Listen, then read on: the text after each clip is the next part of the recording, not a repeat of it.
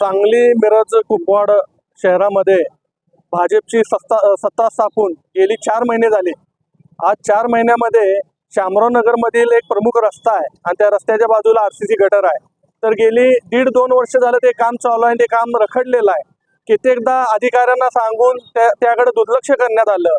तर या लोकांचे दुर्लक्ष केल्यामुळे लोकांना भरपूर त्या रस्त्यामधनं जात असताना जीवितहानी असू दे, नागरिकांना त्रास असू दे, विद्यार्थ्यांना त्रास असू दे, ह्या त्रासाला मोकावं लागतंय, त्या त्रासातून जावं लागतंय। तर ह्याचा निषेध करण्यासाठी आज काँग्रेस पक्षाच्या वतीनं चारही नगरसेवक प्रभागातल्या चारही नगरसेवकाच्या आणि तेथील सामाजिक कार्यकर्त्यांच्या वतीनं या ठिकाणी मी रास्ता रोको केलो। रास्ता रोको करत असताना, घोषणा देत असताना या ठिकाणी पोलिसांनी अटक केली। पोलिसांनी कार्यकर्त्यांवर, नगरसेवकांवर गुन्हे दाखल केले। तर आम्ही कोणत्याही दबावशाहीला, दंडुकशाहीला आम्ही बळी पडणार नाही। किती पण केसेस पडल्या तरी चालेल आम्हाला, तरी लोकांच्या हितासाठी आम्ही रस्त्यावर उतरू।